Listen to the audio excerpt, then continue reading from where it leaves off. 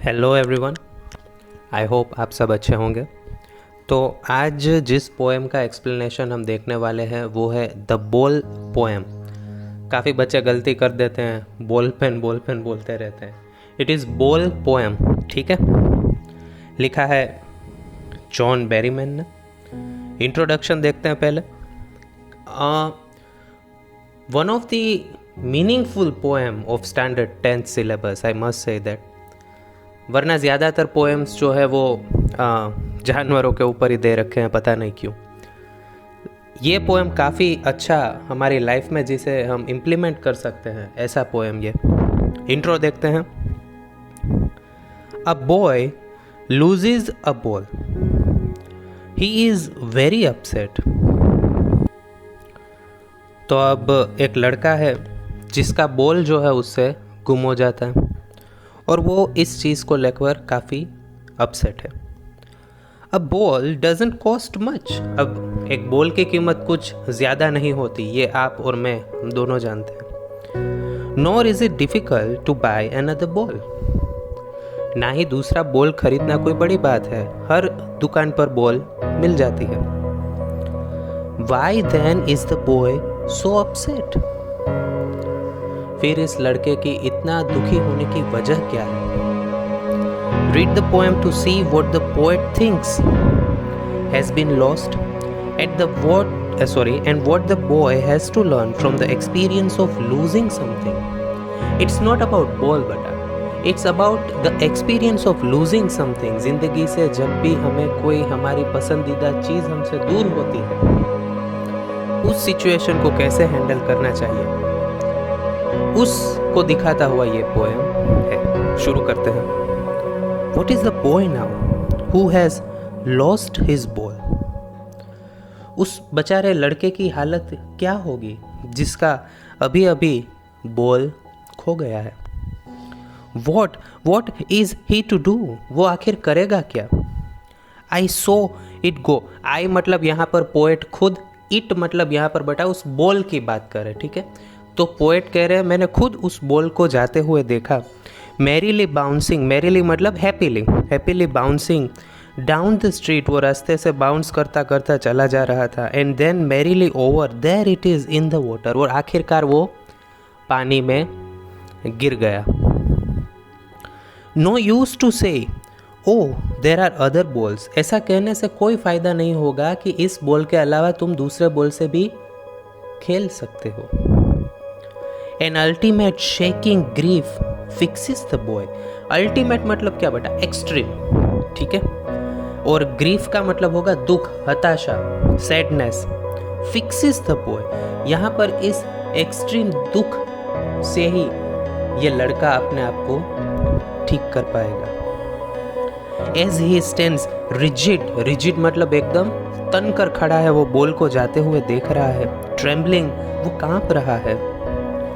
Steering down, वो ball को जाते हुए महज देख पा रहा है और कुछ नहीं कर पा रहा। All his young days into the harbour where his ball went. Young days का मतलब क्या बेटा? यहाँ पर पोएट ऐसा दिखाना चाह रहे हैं कि इस बॉल के साथ उस लड़के की काफ़ी सारी मेमोरीज थी।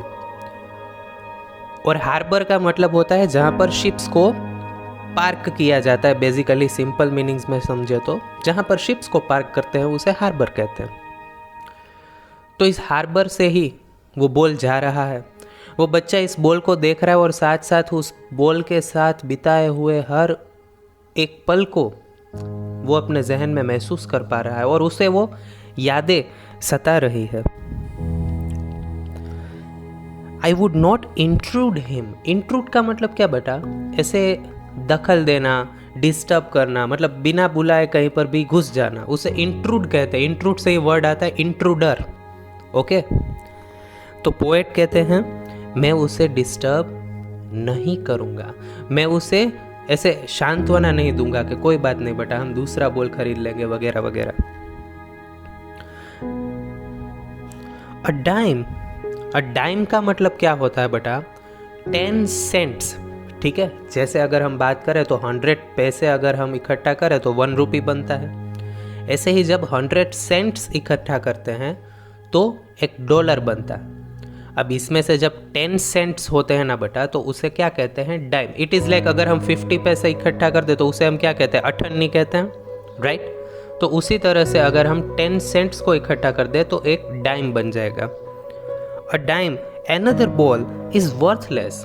पोएट कहते हैं कि अगर मैं चाहूँ तो उसे दूसरा बॉल या 10 सेंट्स अभी दे सकता हूँ, लेकिन वो बेबुनियाद है, वर्थलेस है। Now he senses first responsibility in a world of possessions। In a world of possessions मतलब क्या बेटा? हम सब लोग, possessions मतलब संपत्ति, ठीक है, बिलोंगिंग्स खरीदने के पीछे लगे हुए रहते हैं।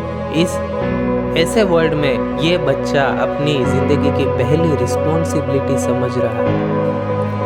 People will take balls. Balls का मतलब यहाँ पर बॉल की बात नहीं हो रही है, बॉल को सिंबलाइज किया गया है। बॉल मतलब यहाँ पर थिंग्स, ओके, कार हो गई, बाइक हो गया, घर हो गया, एसी हो गया, कुछ भी, ठीक है।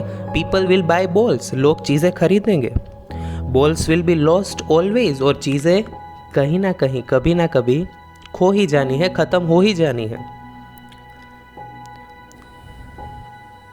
Little boy and no one buys a ball back. लेकिन रियल लाइफ में हमें कोई वो बॉल फिर से खरीद कर नहीं देता। मतलब मान लो कि अगर हमसे हमारी कार कहीं एक्सीडेंट हो जाए तो कोई चलता हुआ बंदा हमें दूसरी कार लेकर नहीं देगा, right?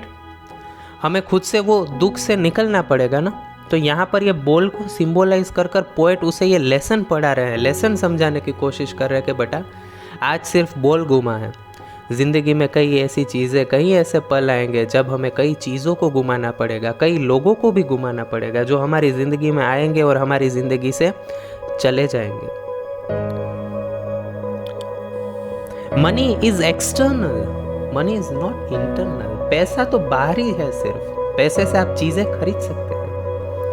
He is learning well behind his desperate eyes. Desperate मतलब हताश, और आइज के पीछे का हिस्सा मतलब दिमाग, मतलब बच्चा अपने दिमाग से सीख रहा है। The epistemology of loss. Epistemology मतलब नॉलेज, दुख का ज्ञान, खोने का ज्ञान, खोने पर कैसा महसूस होता है उस चीज़ का ज्ञान, उस चीज़ का नॉलेज ये बच्चा अपने बोल के खोने से आज सीख रहा है। How he stand up, knowing what every man must know one day know and must know many days। आज ये बच्चा वो चीज़ सीख रहा है जो हर एक इंसान को अपनी ज़िंदगी में सीखना ही पड़ता है, और वो चीज़ क्या है? How to stand up। किसी चीज़ को खोने के बाद फिर से कैसे खड़ा होया जाए। तो बेसिकली ये पोएम क्या कहना चाह रही है बेटा कि ज़िंदगी में कई मौके ऐसे आएंगे जहाँ पर हमसे, हमारी जिस चीज़ से हमें लगाव होगा, जिस चीज़ से हमें प्यार होगा, वो चीज़ शायद हमसे जुदा हो जाएगी और हमें उस सेपरेशन को डाइजेस्ट कर कर आगे बढ़ना ही पड़ेगा। लाइफ किसी के लिए कभी नहीं रुकती बेटा। Life will always go on and you also have to keep on moving. You cannot stop at a place thinking about a person or a thing, because life is a journey where we all have to travel. We cannot stop, neither we can wait. We have only one option and that is to move ahead. हमें ज़िंदगी में आगे बढ़ना ही पड़ेगा, न चाहे कितने ही दुख हमारी ज़िंदगी में आ जाए। कई प्रियजन, कई हमारे जो करीबी लोग होते हैं हमारी ज़िंदगी से चले जाते हैं और हमें इससे काफ़ी दुख भी पहुंचता है, लेकिन the balls will always be lost, ठीक है।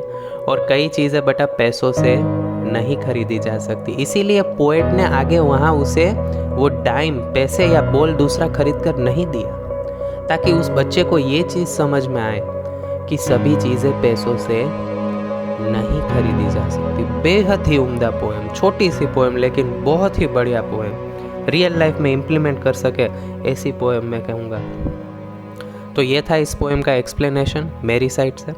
आई होप आपको एक्सप्लेनेशन अच्छा लगा होगा। अगर अच्छा लगा है तो अपने दोस्तों के साथ ज़रूर इसे शेयर करें।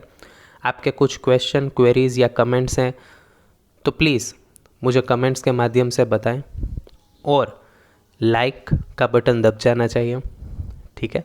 और सब्सक्राइब भी कीजिएगा अगर आपको यह कंटेंट अच्छा लगता है। आज के लिए यहाँ तक रखता हूँ, मिलते हैं नेक्स्ट लेक्चर में। तब तक के लिए goodbye, do take care of your good self, have a nice day, thank you very much.